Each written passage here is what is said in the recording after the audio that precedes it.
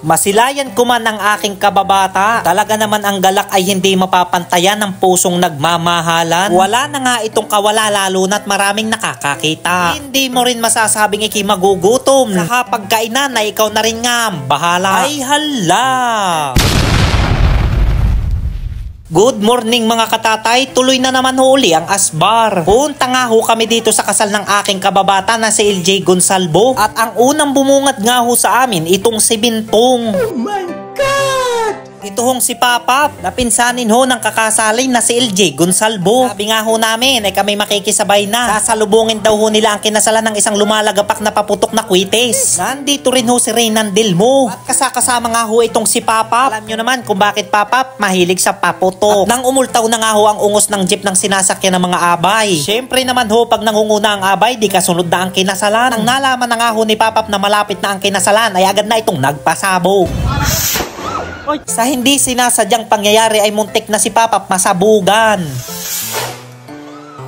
Kaya sa susunod mga kababayan, ingat na lang ho tayo. Ito ho ang anak ng tatay, mahagasin. Pagbaba nga ho ng aking kababatang si LJ Gonsalvo, kitang-kita nyo naman ang kapugian. At ito nga ho ang kanyang kaisang dibdib na si Misil kay Gonsalvo. Sigurong gagandang lahi na magiging supling ng mga iyan. Kitang-kita nyo naman ha, hitsura pala. Talaga naman ito'y hindi nagpatalo at may dala rin namang regalo. Sa daming taong makakakita sa iyo, mineral tubig lang, iyong daladalay, buti pa'y umuwi ka na. Sabihin ng mga iyay, makikikain lang ata ang anak ng tatay. Ay, hindi naman ho. Anong makikikain? Meron din naman ho ako dito. Hindi ko na lang ho sasabihin ng laman kung ano. Abay, amin nga ho yan ang aking sinisinta. Talaga naman nga ho, kita nyo naman at sikit na sa daan. Popot, pasensya ka na kung ito lang ang aming dala. Tunay na pangalan nga ho ng lalaking kinasalan ay si LJ Gonsalvo. Pintari pangalaan ho kami, magkasama na ho kami sa hirap at ginhawa. Michelle, biro lang ha, baka makatras ka pa ay siya. At pinasayaw nga ho dito ni Ma'am Jessa ang mga abay. At nyo naman ho, sa panahon ho ngayon, uso pa rin naman nga ho ang nahihiya at ang iba nga ho, hindi makasayaw. At mga nahihiya nga ho ay alam nyo naman ay mga dalagang Pilipina ho tayo. At kayo ay alangan namang sabihin nyo kayo dalagang Pilipina. Pihong puyat at antok laang siguro ang mga ito. Subukan naman natin ang pagpasok nitong kinasalan. Tungang si LJ ay talagang kilala kong veteranong magaling sumayaw. At ang mga turo ko dito dati ng elementary hindi pa makakalimutan. Nasayaw? Iba ka talaga, Pupot. Kakaiba ka. Kasi ang salwal at lulos-los na. Ay, sus. Mamaya mo na lang iyang taghandaan. Okay ka lang? At alam nyo naman, pag ganitong busyara, naialangan naman tayo magpahuli pa. Sinisinta, talaga namang ikaw ay agad inakasadlok. Ito nga naman ay patatagalin pa. Ay, huwag akong itulak at huli na itatanggi pa eh.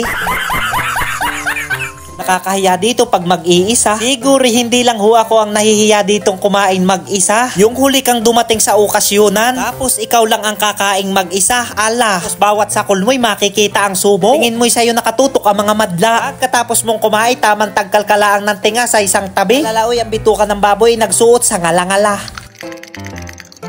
Huwag na rin ho kayong mag-aamok ng panapa kung saan-saan diyan. Kita nyo naman itong si Tito Bay, talagang nakabantay. Siyempre naman ho, para sa katahimikan ng lahat. Tulad na lang ho ng mga nagagandahang mga ginang na ito. Mang Bay, pacheck nga ho nito at baka may mga dala na. Sa Sharon ba? Biro ko lang naman ho iyon. Tunay ka naman. Sa gaganda nga ho ng pagtanggap nila dito sa mga bisita rito. Bukod sa maaliwalas na paligid, talaga naman ikiaabya rin at hindi ka uuwing hindi pa nakain.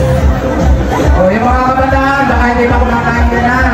Kita nyo naman ang amin D.O. Meron nga rin ho ditong nag-uukay at mukhang nagtatalo pa. Ito nga ho si Tia Nimya ay talagang nagpapayaman. Kung gusto nyo rin hong magpalamig ay meron ho rin ditong halo-halo. Number 1 sagop supin ngayong kainitan ng halo-halo. Habang kayo ay nakikipagchismisan, nakikipagkwentuhan pala, biro lang ho.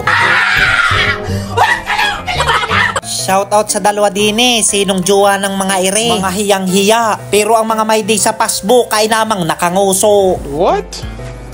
Pinsan, tayo magtutukan na lang dito ng camera, paunahan na lang tayo magpaputok. Pupot, lingon at palubat ng aking cellphone ay tunay ka naman. Di kaya namang si Michelle ay makakausap mo na magdamag at wala kayong tulugan. Congrats sa inyong dalawa ay siya!